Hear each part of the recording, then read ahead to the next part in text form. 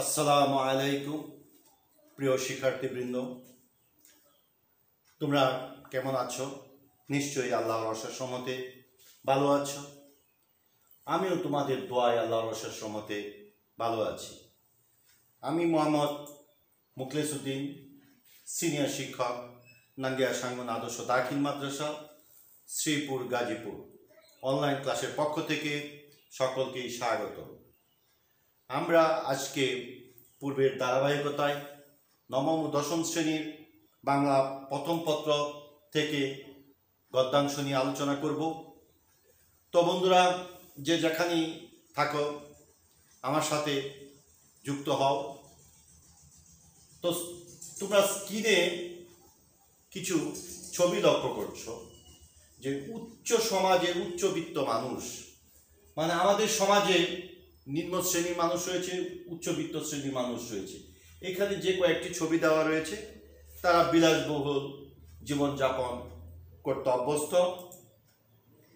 দেখো, দ্বিতীয় স্ক্রিনে আমরা কিছু শ্রমজীবী মানুষের ছবি এখানে তুলে ধরেছি। তো খেটে খাওয়া মানুষ, তারা কাজ করছে।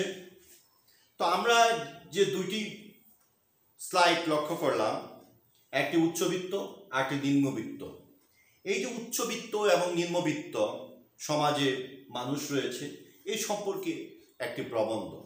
তো নিশ্চয়ই এতক্ষণ তোমরা প্রবন্ধটি কি হতে পারে নিশ্চয়ই অনুমান করতে পারছ। তো আজকের পাঠের বিষয় উপেক্ষিত শক্তির উদ্বোধন। কাজী নজরুল ইসলাম তিনি লিখেছেন। তো উপেক্ষিত শক্তির উদ্বোধন সম্পর্কে আমরা আজকে আলোচনা করব। তো বন্ধুরা, এই পাঠ শেষে আমরা যা জানতে পারবো, আমাদের যে জ্ঞান অর্জিত হবে তা হলো লেখক পরিচিতি ও সাহিত্য কর্ম সম্পর্কে বলতে পারবো, অজানা শব্দের অর্থ বলতে পারবো, উপেক্ষিত শক্তির উদ্বোধনের প্রয়োজন তা উল্লেখ করতে পারবো, সমাজে অবহেলিত বা উপেক্ষিত শক্তি সম্পর্কে ধারণা লাভ করতে পারবো, মেহনিত মানুষের প্রতি অবহেলার পরিণতি সম্পর্কে ধারণা লাভ করতে পারব। তো আমরা পাঠ বিশ্লেষণের পূর্বে লেখক সম্পর্কে কিছু তথ্য জেনে নিই। তোমরা সকলেই জানো কাজী নজরুল ইসলাম আমাদের জাতীয় কবি। উনার সম্পর্কে এত বেশি তোমরা শুনেছ যে আমার বিশ্বাস সকলেই উনার সম্পর্কে তো তোমরা মোটামুটি একটি ধারণা রয়েছে। উনি আমাদের জাতীয় কবি, উনি আমাদের বাঙালি জাতির কবি। তিনি বিদ্রোহী কবি হিসাবে আমরা জানি, তিনি মানবতার কবি, তিনি প্রেমের কবি। সাহিত্যের সকল শাখায় উনার ব্যাপক বিচরণ রয়েছে। তিনি কবিতা, নাটক, উপন্যাস, প্রবন্ধ, ছোট গল্প অসংখ্য লিখে গেছেন। এই গুণী কবি জন্মগ্রহণ করেন 1899 খ্রিস্টাব্দে 25শে মে, বাংলা 1306 সালের 11 জ্যৈষ্ঠ ভারতের বর্ধমান জেলার চুরুলিয়া গ্রামে জন্মগ্রহণ করেন। এই শব্দটি অনেকবার তোমরা শুনেছ। তো তোমাদের নবম ও দশম শ্রেণীর বাংলা পাঠ্য বইয়ে 24শে মে দেওয়া রয়েছে। আমি যতটুকু জানি আমাদের এই জাতীয় কবির জন্ম 25শে মে। তো উনার পিতার নাম কাজী ফকির আহমেদ। শৈশবকালে তিনি গ্রামের মক্তব থেকে উত্তীর্ণ হয়ে ওই মক্তবে 1 বছর শিক্ষকতা করেন এবং 12 বছর বয়সে লেটু গানের দলে যোগদান করেন। তিনি বর্ধমানের উপরে ময়মনসিংহের ত্রিশাল থানার দরিরামপুর হাই স্কুলে লেখাপড়া করেন এবং 1917 সালে সেনাবাহিনীতে যোগদান করেন। কাজী নজরুল ইসলামের উল্লেখযোগ্য রচনা কাব্যগ্রন্থের মধ্যে অগ্নিবীণা, বিষের বাসী, ছায়ানট, উপন্যাস বাদনহারা, কুহিলিকা, গল্পগ্রন্থ ব্যথার দান, রক্তের বেদন উল্লেখযোগ্য।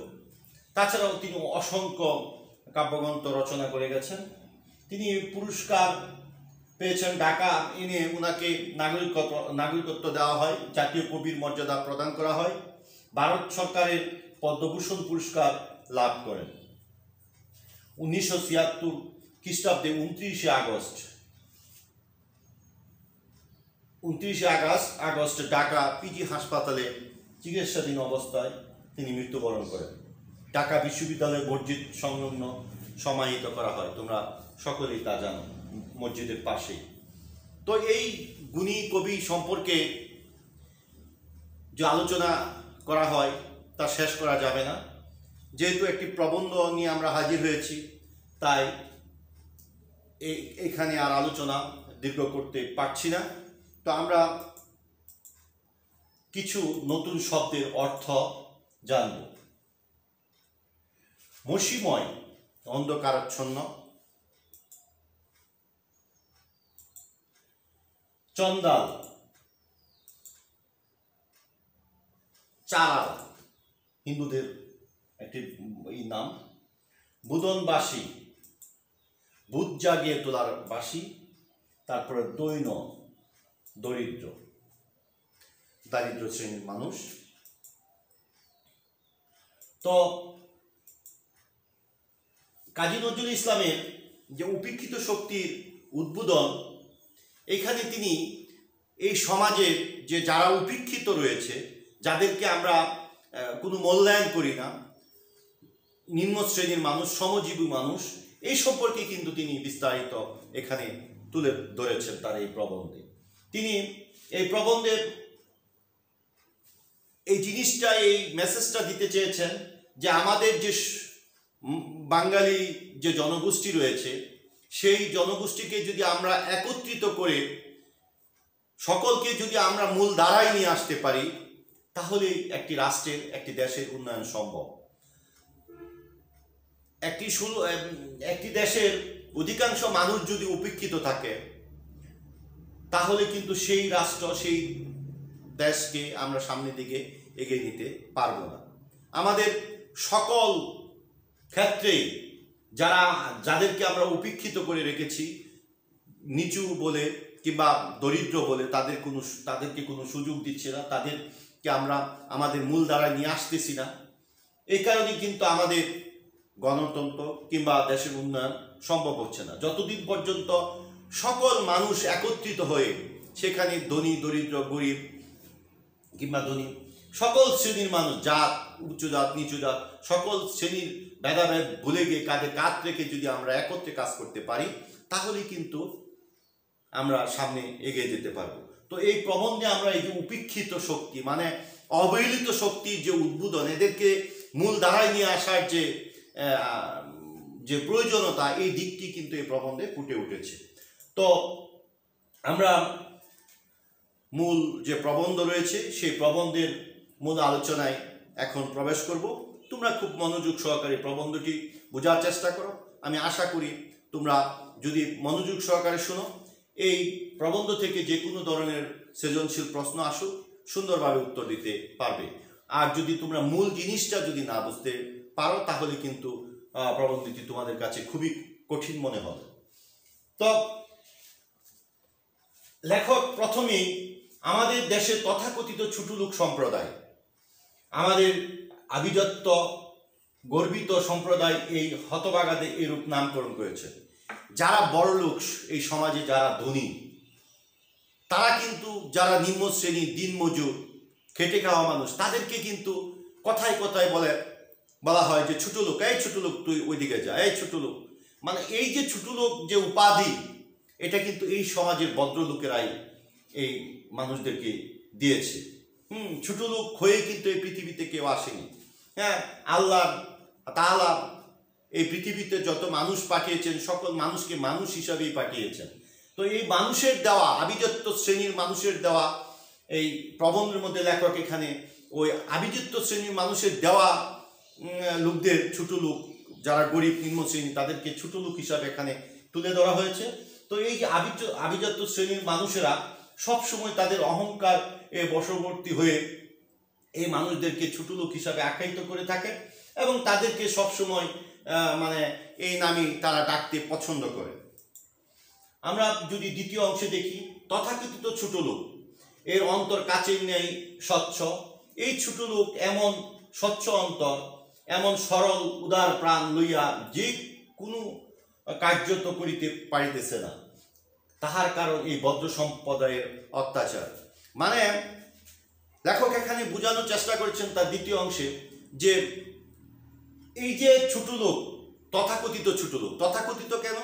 কারণ এটা বদ্র সমাজের, এটা উচ্চবিত্ত মানুষের দেওয়া একটি বলা যায় উপাধি। তো এই বদ্র সমাজের লোকেরা এই ছোট লোকদেরকে কোনো কাজে তাদেরকে দিতে চায় না, নিতে চায় না।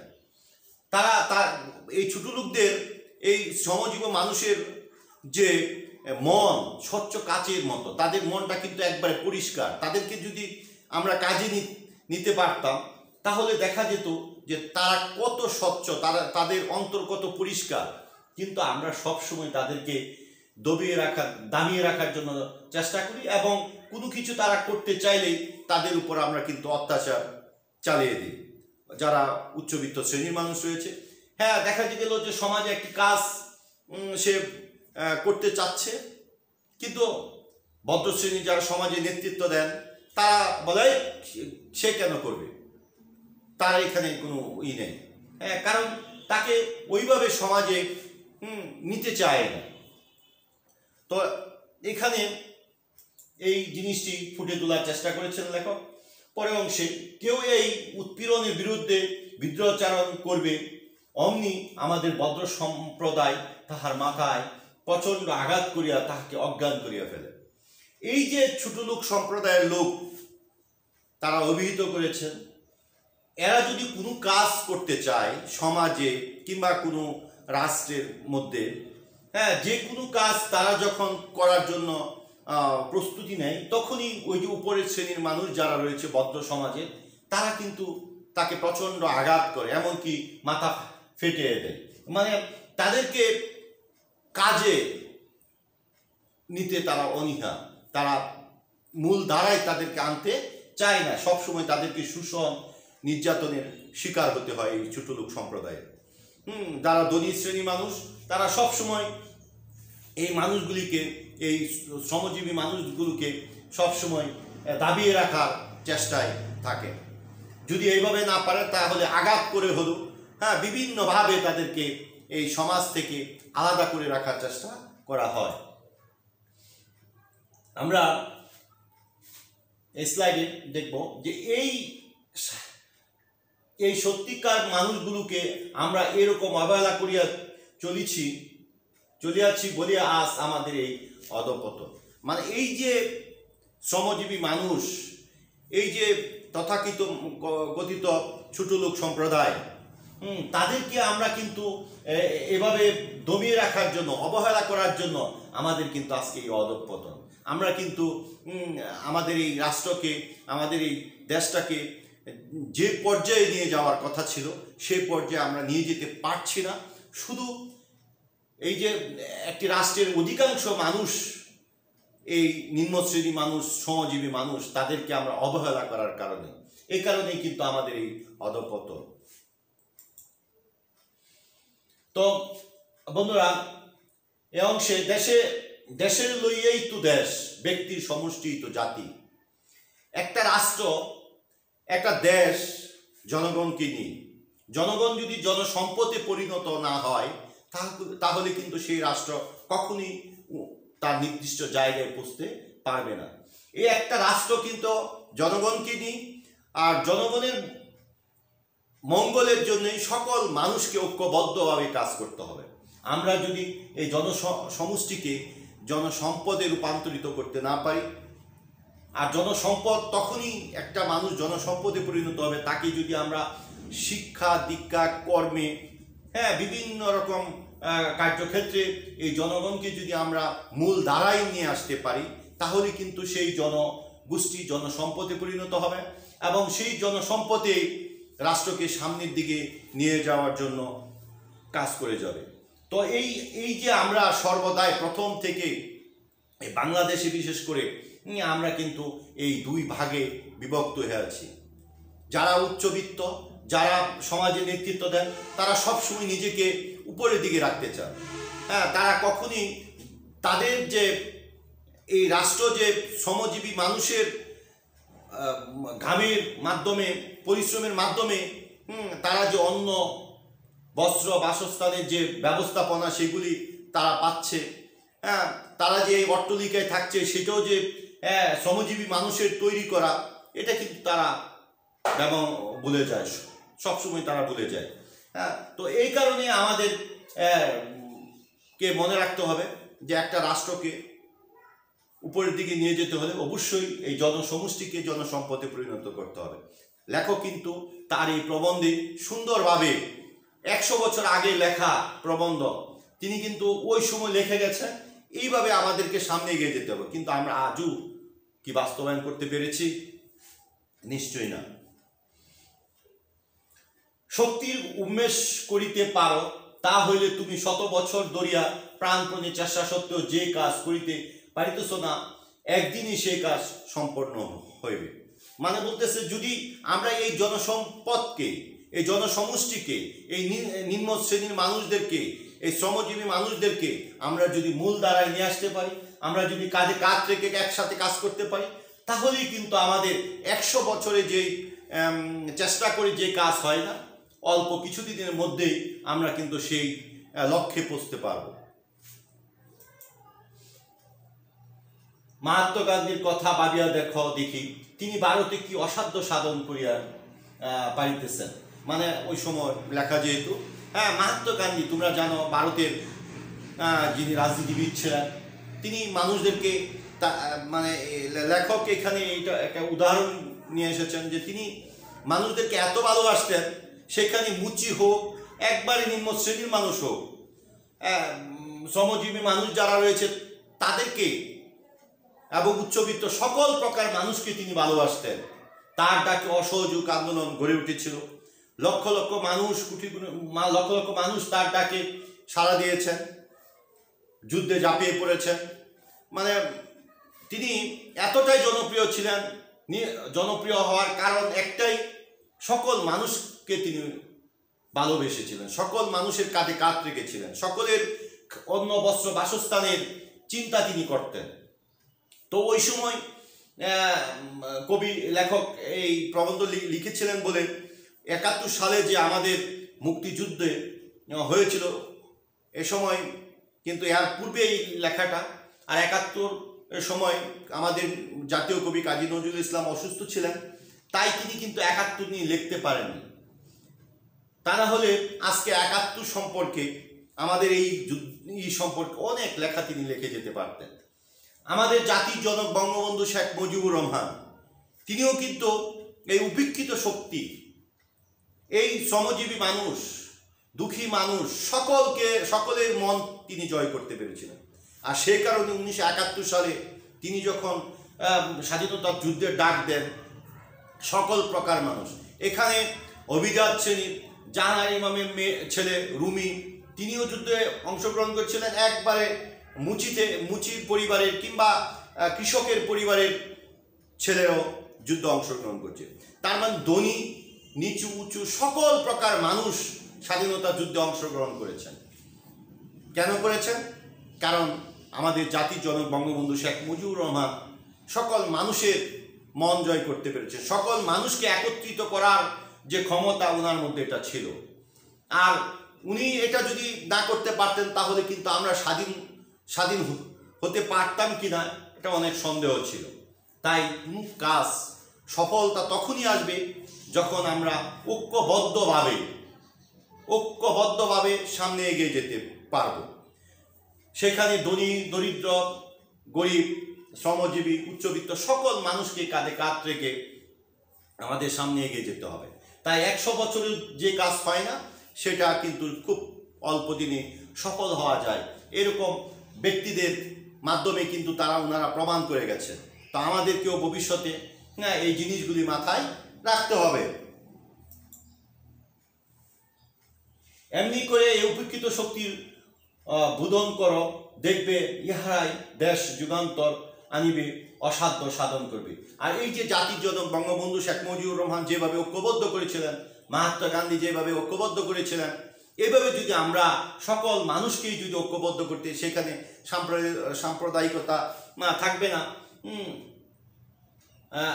যদি সকল স্তরের মানুষ, ধর্ম, জাতি, বর্ণ, সকল মানুষকেই যদি আমরা ঐক্যবদ্ধ করতে পারি, তাহলে কিন্তু অসাধ্য জিনিসও সাধন করা সম্ভব হবে। তোমার জন্মগত অধিকারটাই কি এত বড়? তুমি যদি এই চান্ডাল বংশে জন্মগ্রহণ করতে, তুমি আজকে বলতেছো যে আমি বড় বংশের মানুষ, এরা ছোট জাত, তোমার চান্ডাল জাত, মানে একবারে নিচু জাত। তোমার জন্ম যদি ওইখানে হইতো, ওই চান্ডাল পরিবারে হইতো, তাহলে তুমি কি করতে? তাই জন্ম হোক যথাযথা, কর্মটাই হলো সবচেয়ে বড়। তো এটাই মনে রাখতে হবে। লেখক কিন্তু এই জিনিসগুলি তিনি তার এই প্রবন্ধে বোঝানোর চেষ্টা করেছেন। আমাদের এই পতিত চন্ডাল ছোট লোক বাইদের বুকে করিয়া তাহাদেরকে আপন করিয়া লইতে, তাহলেই তাদেরই মতো দিন বসন করিয়া তাহাদের প্রাণে তোমরা প্রাণ সংযোগ করিয়া উচ্চ শিরে তার সম্মুখে আসিয়া দাঁড়াও, দেখিবে বিশ্ব তোমাকে নমস্কার করছে। এই যে সকল স্তরের মানুষ, একই কথা, সকল স্তরের মানুষকে যদি আমরা আহ্বান জানাতে পারি, বুকে টেনে নিতে পারি, তাহলে দেখবে সারা বিশ্ব তোমাকে নমস্কার করবে, সারা বিশ্ব তোমাকে শ্রদ্ধা জানাবে, সারা বিশ্ব তোমার যে আদর্শ সেটা তারা গ্রহণ করবে। তাহলেই কিন্তু আমরা সামনে এগিয়ে যেতে পারবো এবং সারা পৃথিবীতে একটি দৃষ্টান্ত স্থাপন করতে পারব। এসো আমাদের উপেক্ষিত ভাইদের হাত ধরিয়ে আজ বুদনবাসীতে সুর দেই, কিসের দুঃখ, কিসের দ্বৈত, কিসের লজ্জা, কিসের ক্লেশ। এভাবে তিনি প্রবন্ধটি শেষ করেছেন যে এখন আর ওই বৈষম্য তৈরি করে, সমাজের বৈষম্য, মানুষের মধ্যে পার্থক্য তৈরি না করে সকলকে আহ্বান জানিয়েছেন যে বাঁশি বাজাও কিংবা সকলকে ডাকো, একত্রে আমরা কিসের লজ্জা, যে গরিব মানুষ বলে তার পাশে বসা যাবে না, একসাথে চা খাওয়া যাবে না, তার একটা রিক্সাওয়ালা সে তার শরীরে ঘাম জড়তেছে, সে এসে তোমার পাশে বসলো, তুমি উঠে গেলা, এটা আমরা করতে পারি না।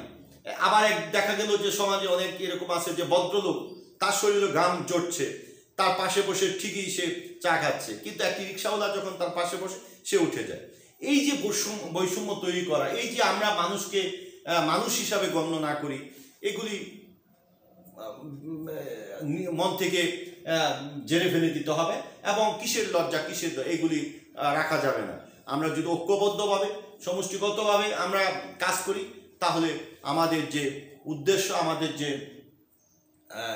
সোনার বাংলা গড়ে তোলার যে আকাঙ্ক্ষা জাতির জনক বঙ্গবন্ধু শেখ মুজিবুর রহমান দেখে গেছেন, এই যে কাজী নজরুল ইসলাম যে প্রবন্ধের মাধ্যমে তিনি এই জিনিসটি তোমাদের মাঝে সুন্দর করে ফুটিয়ে তুলেছেন, এটা যদি আমরা ধারণ করতে পারি, তাহলে নিশ্চয়ই বাংলাদেশ এই অবস্থা থাকবে না, একটি উন্নত, সমৃদ্ধ, ধনী রাষ্ট্রে পরিণত হবে। দেখো তোমরা বিশ্বের যত উন্নত রাষ্ট্রগুলি রয়েছে, যত ধনী রাষ্ট্রগুলি রয়েছে, সেইখানে কিন্তু এত বৈষম্য, এত শ্রমজীবী মানুষ কিংবা উচ্চবিত্ত মানুষের মধ্যে পার্থক্য কিন্তু তারা করে না। তারা সকলে একসাথে কাঁধে কাঁধ মিলে কাজ করে বলে আজকে তারা উন্নয়নের দিকে অগ্রসর হচ্ছে। তো তোমরা একটি কাজ লেখে নাও, বা একক কাজ, মানুষের ভালোবাসা পাওয়ার জন্য কি কি করা উচিত তা লিখো।